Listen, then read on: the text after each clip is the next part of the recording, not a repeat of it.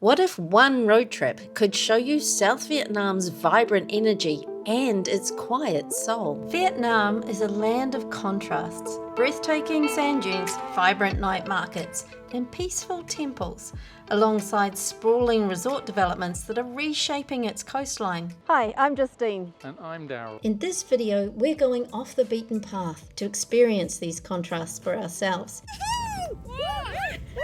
First, we're heading to the sand dunes of Doi Cat Nam Mui Ne. where for as little as 50 Vietnamese dong, you can get a couple of simple sleds, a safe place to store your shoes, and a guide who will show you the best spots for sliding. We've been told to walk backwards. It's good for the glute. I'm still puffed though. Wow, that's a long way up. Didn't need Pilates this morning after all. Wow, look at the view though. Yeah, the view was spectacular. Okay, you're going first. Oh, I'll go first. Okay. Perfect. Ooh. Here we go.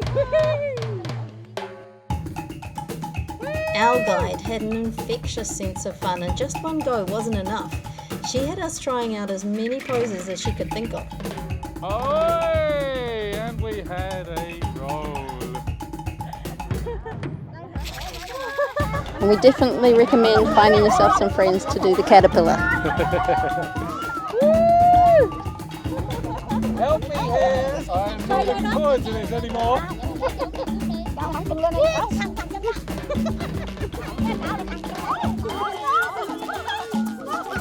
But he kept coming back for more.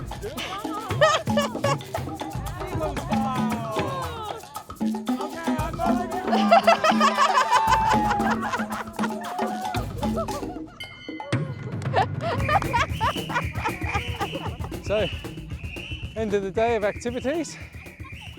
It was real fun, really good laugh. I think everyone had a laugh at my expense, which is really good.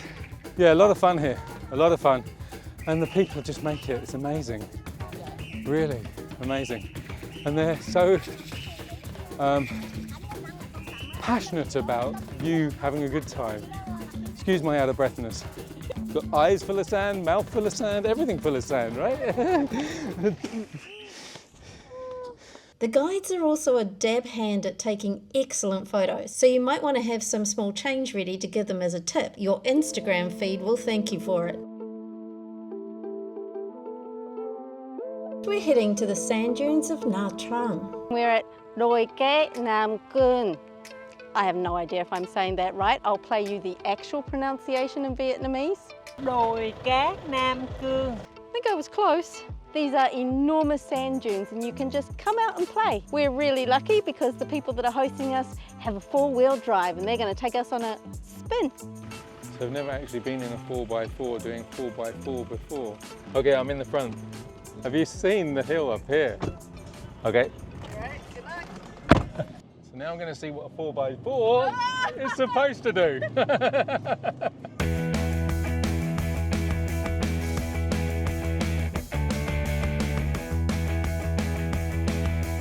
Really cool actually having that sort of like spin around and whatever like that, feeling the looseness of it.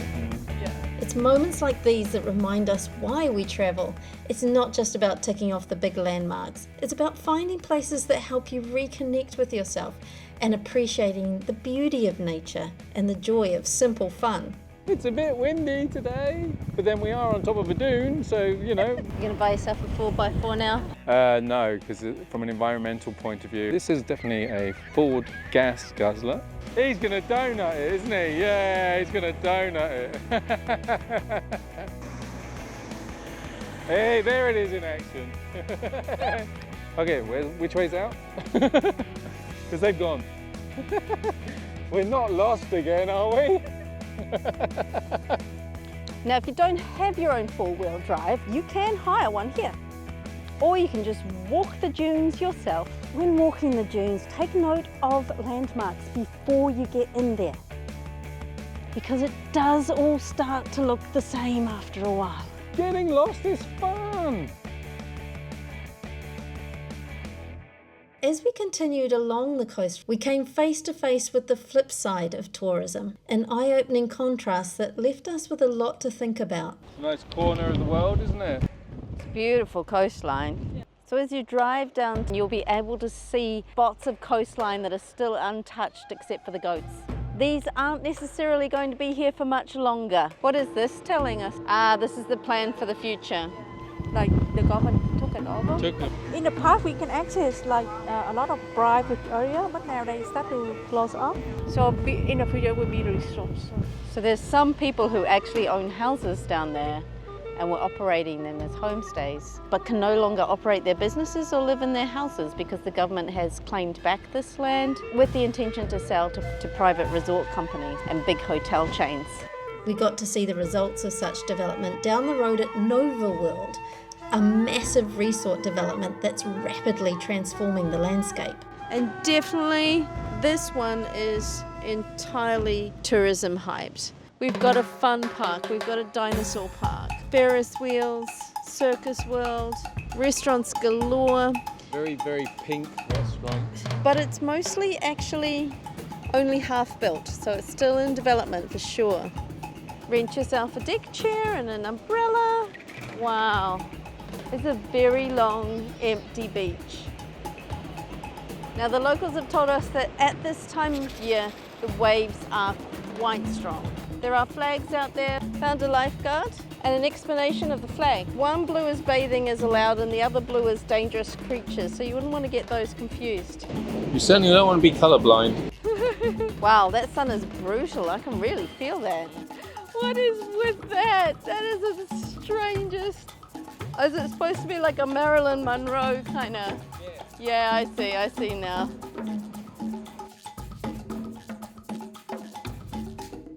This is obviously all new development. Wow. These would be holiday homes and Airbnbs. Hundreds and thousands of them. Most of them look empty. Look, this side is all constructed. These ones are all abandoned. Nova is. So Nova World is owned by a Vietnamese billionaire and it's halfway through a 10-year development plan. We checked out the company. It has in the past been known for some shady dealings. Nova World is not far from the town of Phan Thiet, which offers a surprising contrast. Phan Thiet is another place that seems to be under development, so you're still going to see some empty plots. So you've got quite a few fully developed, ready to roll hotels and still several that are under construction. So this is one place that's going to look very different in 10 years' time. You can see how quiet the streets are.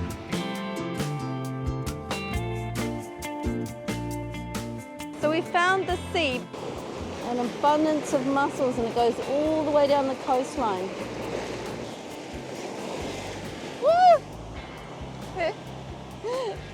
Those mussels to me look very, very small, but I'm used to large New Zealand green-lip mussels, and I know that on this side of the world the mussels are smaller naturally. But the women seem to be quite selective in what they were choosing, so they must know exactly which ones are ready. So now we're getting more of a beach as we know it, with a large sandy area to enjoy, and hardly anyone here. So you've still got all your beachside resorts and cafes, but without the crowds. Hello! Hello! In the smaller places like this, you are fairly obvious if you're white-skinned and white-haired like us. So you'll get a lot of people say hello and wave. You're also less likely to find English translations, but remember, Google is your friend as long as you've got enough charge on your phone and a decent SIM card. Ban Minh 2. Wow. This is beautiful. Ming Temple and the 5 Elements. We've seen a lot of beautiful kind of open public spaces where people are just enjoying the peacefulness and the tranquility of nature. There is a beautiful fragrance, beautifully cared for, just lovingly put together. Now this is the turtle that holds the world on his back. Please wear respectful clothing. So that usually means shoulders covered, knees covered. Mine might be a little bit short, it's just above the knee. So I won't go any further. I think people are in there praying anyway, so I don't want to disturb them. And that is a nice tip actually for anyone who is a wanderer and doesn't mind getting lost and coming across spontaneous things. Take a shawl with you so that if you do come across a beautiful space like this, you can show respect. Okay, now he's so lost, he's actually referring to Google Maps. I'm seriously considering changing our channel name. We could set it up so that subscribers give us a city to get lost in, and we call it Tell Justine and Daryl to Get Lost. What do you think, guys? Let us know in the comments. He's not amused. I don't understand why. A little further up the coast is Phan Rang, a kind of midpoint in terms of tourism development that offers vibrant night markets and cultural landmarks. So look at us, we're here in Phan Rang. It's a beautiful sunny day. No, actually it's not. It's very, very wet. It's rained this morning, but even so, it's still 26 degrees. Off season, we've been able to cross the road without any injury or without even a motorbike in sight. We're in this lovely park, no one around, it's all to ourselves. It's called the 16/4 Square. The thing that you can see there right now is actually a museum. That's known as the Ninh Quan Museum, and I'm probably pronouncing that completely wrong. So Phan Rang is, I gather, a place where they're trying to promote tourism, but this particular spot kind of, I think, sets what Phan Rang's about. Phan Rang suddenly lit up at night, and we enjoyed wandering the streets and soaking in the buzz. And of course, there's always the night market. A lot quieter, a lot less in your face than what you'll get in the big cities like Ho Chi Minh. This is quite a great discovery. Wow, look at the cuddly toys. It's made in Vietnam. Yeah. One thing we want to mention is how safe we have always felt, even when wandering the streets at night in Vietnam. Well, firstly, it's very, very empty, even though there's a lot of noise. We've just been down that other market and felt perfectly safe there. Well lit up. Also that there is a guard on the either end of the market street. From the lively streets of Phan Rang, our journey found us another contrast, a place of quiet reflection. Our last stop is a stunning and unique Linh Phoc Pagoda in Đà Lạt, a true highlight of the trip. Today we're in Chùa Linh Phoc or Linh Phoc Pagoda, also known as Vie Chai. Vie Chai. It's about 8 kilometers away from the main Đà Lạt city. This is a record-breaking temple. 7 records apparently. But before we go in, we just want to say a huge thank you to all our subscribers. We really appreciate your support. Thank you very much, everyone. We're just a young channel. We're learning all the time, trying out new things. So please let us know what you're enjoying and what you'd like to see more of. This pagoda holds quite a few world records. It has the most porcelain pieces. As the tallest bell tower in Vietnam. There's a statue here that's made from 60,000 flowers. There's the tallest indoor Buddhist statue at 17 meters tall. This place is a masterpiece of art and devotion. Every inch of these buildings is covered in intricate mosaics made from broken pottery and glass. The effect is breathtaking. That's another face. Oh! So it looks like they're continually checking on it, upgrading it, repairing it. See, he's breaking it and then fitting it into spots. So we've just been inside, I guess, what is the main temple. Absolutely stunning. It was a very peaceful, sort of calming experience. Like everywhere you look is just porcelain or glass. I would say billions of pieces. Billions. And so I imagine that that's part of the tranquility, is putting together all those little pieces in a kind of a mindful state, creating that mosaic. Everywhere that you looked, there was some, I don't know, energy has been placed into every area. Have you seen the dragon goes like this? Oh my gosh. This dragon's head is 7 meters high and is made out of 12,000 bottles. Beer bottles, I believe. Beer bottles. So this is the body of the dragon. Oh gosh, it goes right around. Yes, these are the beer bottle scales on the dragon. The dragon is 49 meters long. It weaves in and out of the ground, of the buildings, and small ponds. Oh look, this one's still got its label. I saw that. One of his scales has fallen off.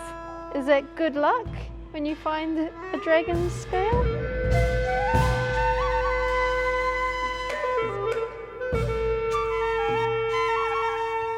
So this symbol here, which often confuses tourists, is actually a very ancient symbol. It was used a lot in India, in Hindi and Buddhist religions.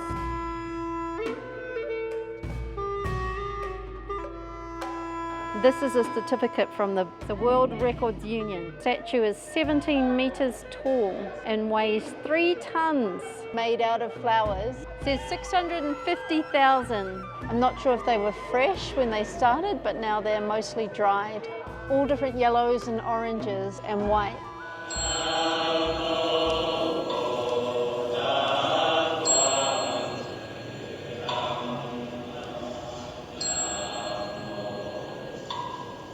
I'm not sure how many of these gold statues are here, but the hall is just surrounded by them.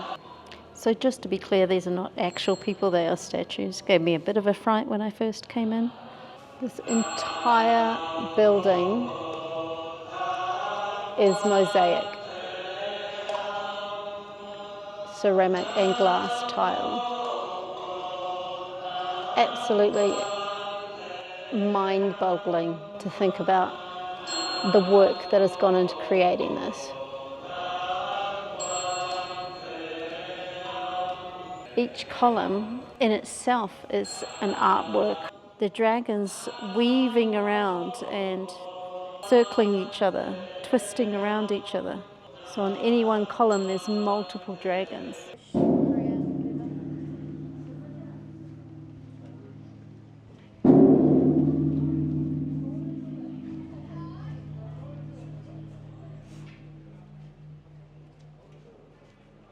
So you're going to have a go at the gong?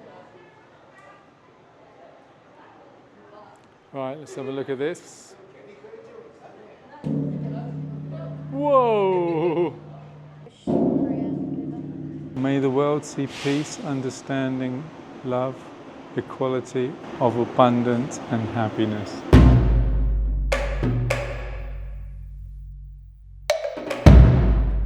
It's kind of metaphorical, isn't it? All the little pieces that it takes to create a masterpiece, just like humans, all the different humans that it takes to create a society. And if we get it right, it will be a beautiful society, but we're still working on that. It has a lot of beauty and a lot of imperfections, but so does this, and they're still working on this too. So I quite like my metaphor. That's very philosophical. Very philosophical. I'm blown away by this, and that sound is just awesome. I don't know, it's soulful, it gets inside you. True.